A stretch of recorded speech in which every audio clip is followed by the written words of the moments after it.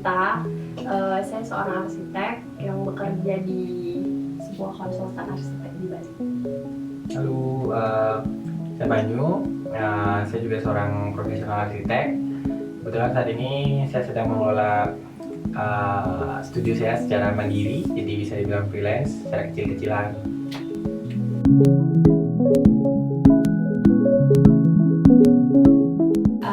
Kalau di rumah aja kebetulan di kantor saya menerapkan sistem WFH, work from home, jadi semua kerjaan dibawa pulang ke rumah.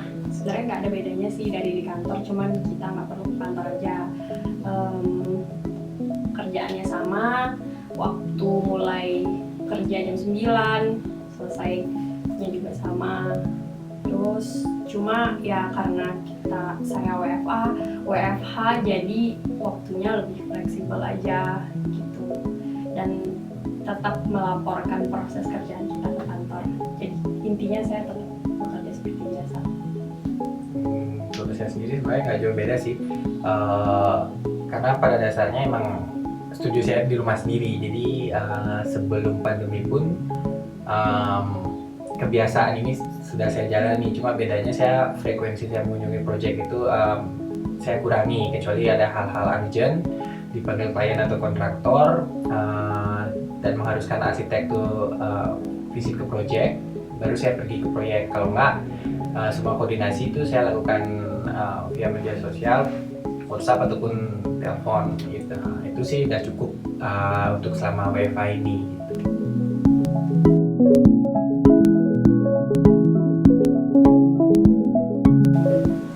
Kalau proses kreatif, karena waktu saya di rumah lebih fleksibel daripada di kantor, jadi ya saya melakukan beberapa hal seperti misalnya menyalurkan hobi-hobi di rumah, sesuatu yang tidak pernah saya lakukan sebelumnya karena ada waktu ke kantor, jadi saya bisa melakukannya di rumah, ya seperti kayak masak kecil-kecilan atau menata ruang interior, baik itu kamar saya, ruang kerja saya, terus ya melakukan hobi yang lain seperti misalnya membuat video dance ya seperti itu. Terus kalau berbagi pasti adalah, untuk seperti menolong sesama, membantu dengan sumbangan dana pasti ada.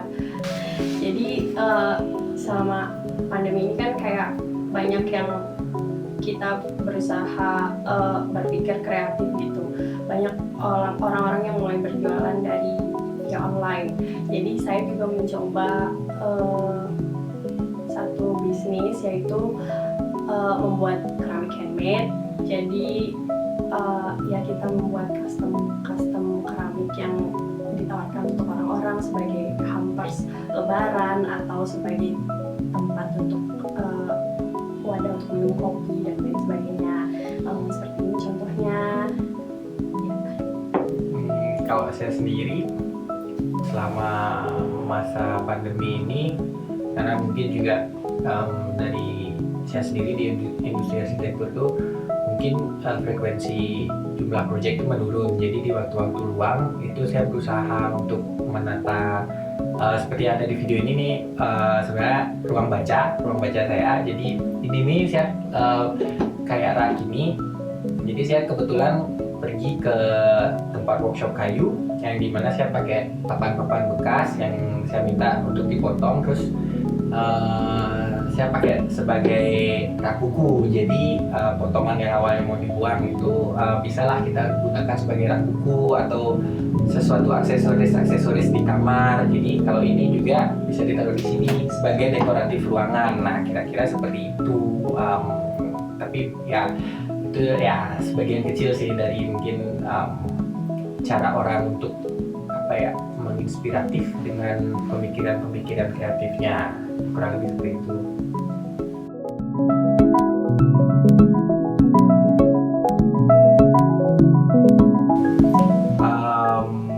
Kalau di tengah pandemi ini ya, untuk membantu masyarakat karena semua orang diam di rumah, Jadi yang bisa saya lakukan hanya sharing melalui media sosial karena kebetulan saya arsitek. Jadi mungkin saya sambil sharing beberapa portfolio project saya untuk mungkin dilihat sebagian orang, gini loh cara menata sudut-sudut kecil ruangan, gimana impactnya ke depannya atau dampaknya ke depannya adalah orang yang biasanya bekerja di kantor dengan suasana bagus, sedangkan di rumahnya nggak punya ruang kerja, dia bisa punya inspirasi untuk menata ruangan di rumahnya secara baik dan nyaman agar bisa lebih betah bekerja, seperti yang saya lagi-lagi ruang baca yang saya buat ini. Jadi ini pun beberapa kali saya foto di media sosial, saya sharing dan juga mendapatkan respon positif bagaimana cara membuatnya, dan ruang kerjamu nyamannya, kurang lebih seperti itu. Jadi saya rasa untuk saat ini hal itu yang saya lakukan untuk membagikan inspirasi saya untuk orang-orang. Kalau dari saya hanya melakukannya untuk diri sendiri, untuk kenyamanan diri sendiri, karena kebetulan saya bekerja di rumah kan. Terus saya berusaha membuat agar ruang tempat bekerja saya, yaitu ruang tidur saya itu menjadi lebih nyaman untuk tempat bekerja. Jadi saya mencoba mendekor ulang dengan menggeser-geser furniture-nya, mengubah warna di beberapa dinding kamar saya, dan menambahkan dekorasi-dekorasi seperti misalnya wire mesh untuk mesh board itu untuk memajang notes-notes kecil saya pada saat bekerja gitu. Jadi menata ulang meja di mana karena saya membawa komputer dari kantor, jadi saya harus punya spot nyaman untuk bekerja. Jadi seperti itu. Kurang lebih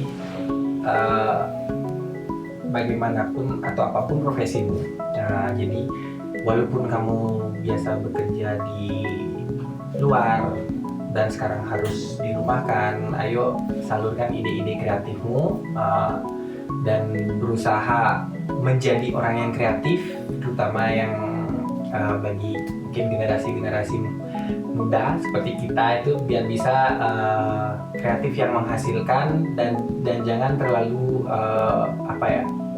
berpikir negatif, terbawa suasana di tengah kondisi-kondisi yang ada di lingkungan ini. Jadi kurangi membaca berita hoax dan tetap berpikir positif.